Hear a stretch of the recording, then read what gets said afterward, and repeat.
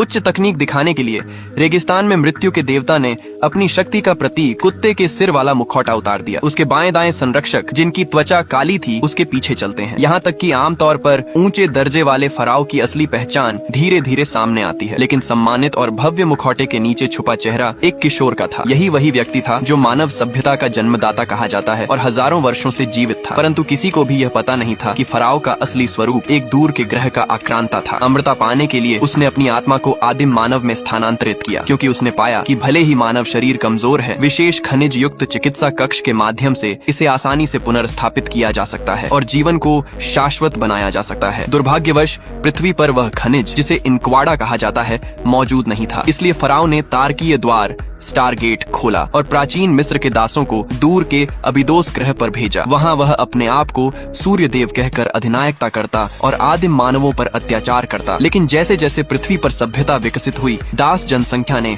और अधिक उत्पीड़न सहन नहीं किया। उन्होंने तारकीय द्वार को नष्ट कर भूमिगत दफन कर दिया। इस तरह सूर्य देव को पृथ्वी पर लौटने से रोका गया और मानवता को स्वतंत्रता मिली। लेकिन 1928 में एक पुरातत्ववेत्ता ने पिरामिड के पास एक रहस्यमय पत्थर का आवरण खोजा, जिस पर प्राचीन मिस्र के प्रतीक अंकित थे। उसके नीचे एक विशाल धातु का गोलाकार छल्ला मिला। हजारों मजदूरों ने मिलकर इसे बाहर खींचा। इस छल्ले के नीचे कुत्ते के सिर वाला जीवाश्म मिला और वहीं पुरातत्ववेत्ता की बेटी ने सोने का हार खोजा, जो कि पत्थर या साधारण मानव निर्मित नहीं था। कई दशक बीत गए, वह बच्ची अब वृद्ध हो चुकी थी। अमेरिकी सेना की मदद से उसका दल छल्ले पर अंकित प्रतीकों और मिस्र के अक्षरों का अध्ययन करने लगा, लेकिन उनका अर्थ समझ में नहीं आया। तब एक प्रोफेसर डैनियल शामिल हुआ। उसे मिस्र की भाषा और सभ्यता की गहरी समझ थी। उसने तर्क दिया कि पिरामिड मानव निर्मित नहीं हो सकते। डैनियल ने प्रतीकों का अध्ययन किया और पाया कि पहले के अनुवाद त्रुटिपूर्ण थे। सही व्याख्या में पता चला कि पत्थर पर लिखा था कि सूर्य देव ने तारकीय द्वार को हमेशा के लिए बंद कर दिया, पर प्रतीकों के चारों ओर अज्ञात चिन्ह थे। डैनियल ने ध्यान दिया कि ये प्रतीक नक्षत्रों से संबंधित थे। उसने सेना को चेतावनी दी, लेकिन अधिकारी उसे हल्के में ले रहे थे। डैनियल ने पाया